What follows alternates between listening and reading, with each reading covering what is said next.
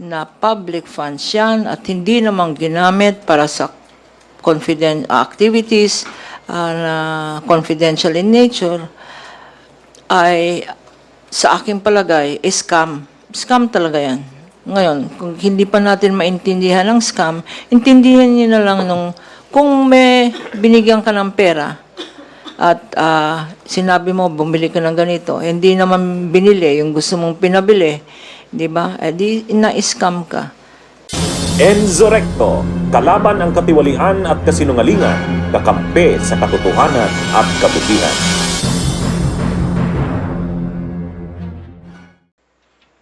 How big of a factor is public attention in the prosecution's case? Well, unang-una, malaking bagay po talaga dahil with the advent of SOCMED, nakikita naman natin ngayon puro fake news at saka syempre itong pinag-uusapan dito, pondo po ng taong bayan. So dapat lamang na alam nila kung saan napupunta yung kanilang mga binabayad na buwis. Pangalawa, malaking bagay din na nagbabantay sila at nagmamatsyag dahil at the end of the day, alam naman po natin na yung mga fake news ay naglipa na ngayon. Ngayon, kung ito po ay mananatiling maglilipa na at hindi po tayo aware kung ano ang totoong nangyayari dito po sa hearing, baka mabudol po tayo. At hindi po natin talaga malaman kung ano talaga at kung saan napunta ang pondo. Tsaka hindi naman po ito ginagawa ng prosecution dahil gusto nilang gawin. Ginagawa po ito ng prosecution dahil ito ang tamang gawin. Kasi ito yung sinasabi po sa batas at ito po yung sinasabi sa Constitution at para po sa kapakanan ng taong bayan, ng interest ng taong bayan dahil ang may pag-aari ng bawat opisina na halal na opisina ay pag-aari ng taong bayan. So ang nagkaroon ng betrayal of public trust is actually connected with betraying the trust that was given to her and the trust that was expected of her to deliver to the people by occupying the second highest official office in the land. So para po sa kanila itong interest ng taong bayan ang ginagawa po ng prosecution. Idadagdag ko lang kasi ang gustong sabihin ng defense confidential yan, confidential funds, kanya kailangan confidential rin ang information kung saan ginastos yan. Ay mali po yun. Ang ibig sabihin ng confidential funds hindi ka na accountable, no? At sinasabi nga nila grant yan ng president, no? This was granted by the President to the Office of the Vice President. At ang hindi naman ibig sabihin na porke nasa grant yan, ano? Nasa budget yan, or nasa, hindi na mag-account. All the more na mag-account ka. Kasi talagang by that nature, alam mo na hindi naman pera mo yan, nanggaling yan sa budget, mag-account ka. So, it is wrong to say, confidential and therefore, hindi na kailangan malaman ng publiko kung saan ginamit ang funds na to. That is wrong. Okay po. And follow-up lang po.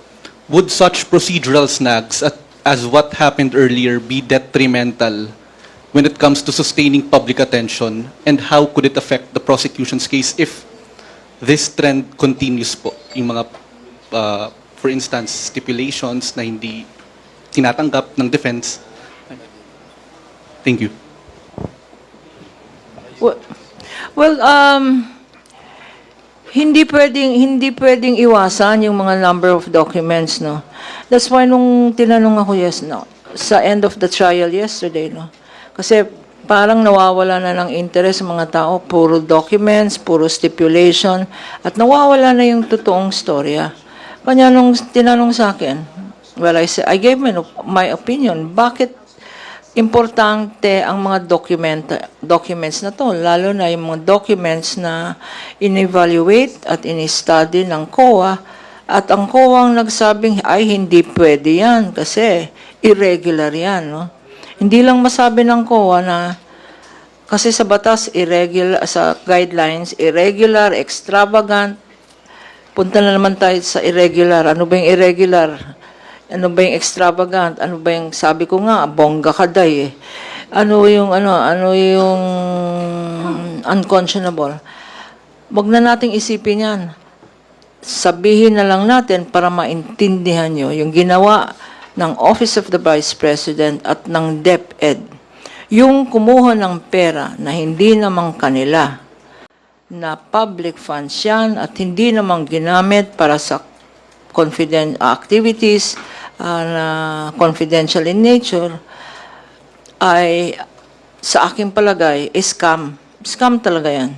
Ngayon, kung hindi pa natin maintindihan ang scam, intindihan niyo na lang kung may binigyan ka ng pera at sinabi mo, bumili ka ng ganito, hindi naman binili, yung gusto mong pinabili, di ba? Di na-scam ka. Magkano yung scam na yan? 612.5 million ang kinuha pera sa taong bayan. Yon. So, to your question, sir, no, sabi mo, parang nabobore na kami, parang hindi na interested, ang dami-dami ng stipulation, ang daming judicial notice dyan, ang daming arguments sa mga lawyers. Ganun talaga yun kasi dapat talaga malinaw ang evidence at convincing. Kasi hindi lang naman pang-entertainment ito. Sabi nga nila, hindi naman pang-pamilya to, pang-sports, Hindi lang pang-sports to, pang-pamilya din. Pamilya, para sa pamilya talaga natin ito. Hindi ba? Hindi lang para ma-entertain tayo. The impeachment case is not a substitute for Netflix. Ha? Hindi ito pang-entertainment. Ito ay para sa atin. All right. Joseph? Joseph, can I address my questions to Attorney Kapunan? And this is in relation to the judicial notices, no?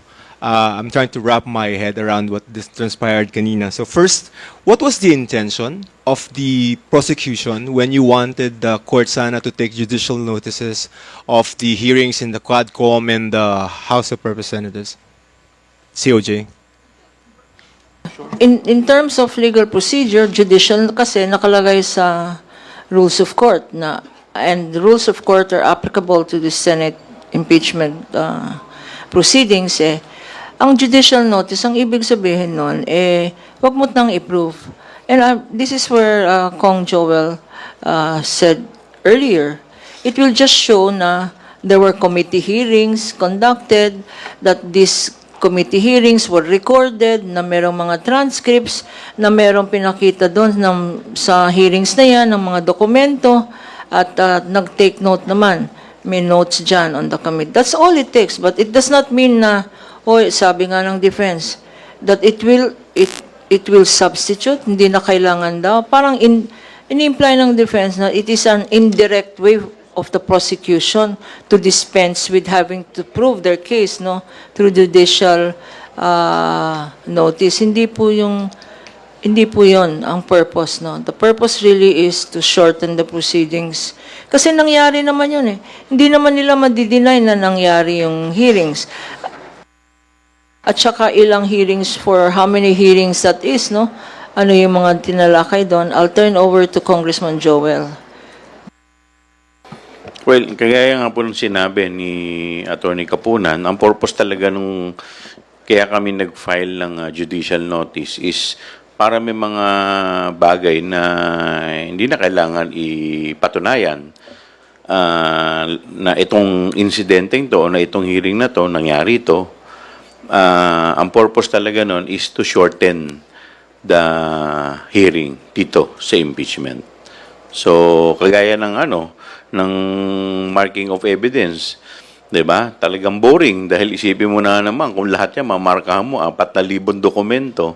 Kaya nga sinasabi ng impeachment court kanina, if we could set a schedule na hindi tatama doon sa hearing.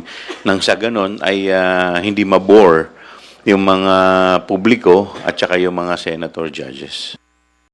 Bunyog, bunyog, halikan na kasama ka. Bunyog, kapag buklod ay may pag-asa. Luzon, Visayas, Mindanao, isa ang pananaw. Sa bagong Pilipinas ang bunyog isisigaw. Bunyog.